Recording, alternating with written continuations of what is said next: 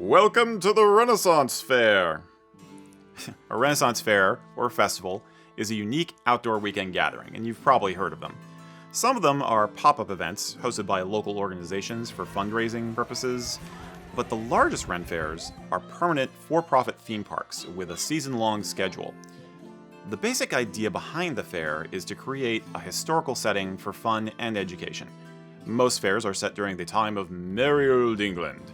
You know, Shakespeare, the reign of Queen Elizabeth I, the end of the 16th century. Occasionally a fair will use another time period for a theme, such as the High Middle Ages, the Dark Ages, basically Viking times, or the 17th century's Golden Age of piracy. So that's what a Renaissance Fair or Ren Fair is, but where do Ren Fairs come from? Well, the basic idea of dressing in historical costume for fun goes way back. For instance, in 1839, the Earl of Eglinton in Scotland sponsored a large medieval tournament complete with knights in shining armor on his estate. It was pretty much a classic Victorian Romanticism experience, but the core idea of time travel for fun was definitely there.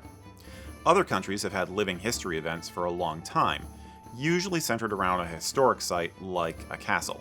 These tend to be much more like exhibits that you walk through than immersive experiences like at a Renaissance fair. It was here in the United States that the Ren Fair really evolved, and technically, it all began with music. You see, in the 1950s, and especially after the coronation of Elizabeth II in 1953, Americans became fascinated with British history and culture.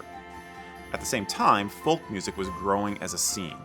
People seemed to yearn for a connection to something pre-modern, something romantic, an escape from the intensity of modern life, and I can't say as I blame them. Around now, folk musician and early music revivalist John Langstaff began bringing medieval music to the American public. His greatest creation was The Christmas Masque of Traditional Revels. It was a concert and a theatrical show of the music and customs of a Renaissance period English Christmas. It was hugely popular, with a televised version airing in 1966.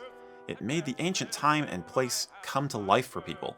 In 1971, Langstaff established a permanent Christmas Revels show in Cambridge, Massachusetts.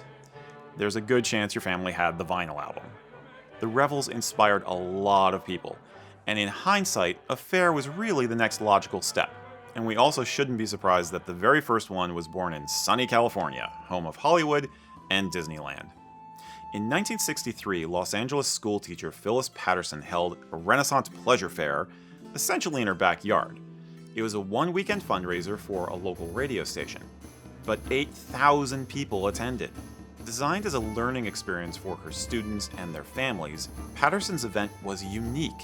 Stressing authenticity, it resembled an actual spring market fair of the period. Many of the so-called booths were actually reenactments free of charge to enjoy, including a printing press and blacksmiths. The secret to the magic of the event was that actors and merchants stayed in character while working. In the 1960s, this was a wholly new concept. Everyone involved was required to complete workshops in period language, period accents, historical costume, and English culture. By 1966, the Renaissance Pleasure Fair of Southern California was an established institution. In 1967, the Pattersons also created a fall edition of the fair with a Harvest Festival theme.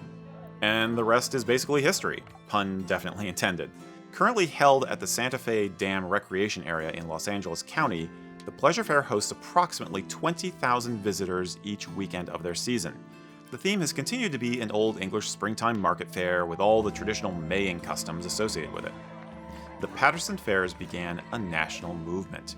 Today there are more than 65 fairs across the US and Canada. Some of the biggest include Sterling Forest in New York, one of the oldest in fact, the Maryland Renaissance Fair, and the Pennsylvania Renaissance Fair. So what can you expect to see at a fair? Well, naturally, Renaissance fairs always include lots of costume entertainers. They're usually called players or cast members. But guests dress up too. Regular fairgoers who get into character are often called patrons, and are a subculture scene of their very own. In fact, people sometimes even get married at the Ren Fair. So the overall atmosphere is always energetic, with little bits of improv happening all the time. Scheduled shows might include a Shakespearean comedy, commedia dell'arte, a living chess match. Definitely be ready for audience participation.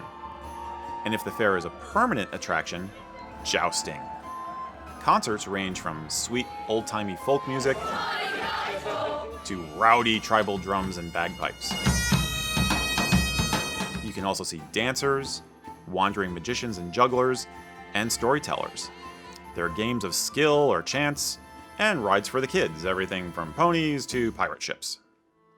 Of course, there's food, lots of food. Oh my god, turkey legs. Some fairs will also offer alcoholic drinks, such as beer, wine, or mead. And there is lots of shopping. You have been warned. Now, some fairs are more historical than others in their theming. Some will really stress authenticity with an eye towards educating attendees, just like the original Patterson fairs did. Others are much looser with an almost fantasy-like atmosphere. Most will split the difference and offer special theme weekends to accommodate everyone's tastes.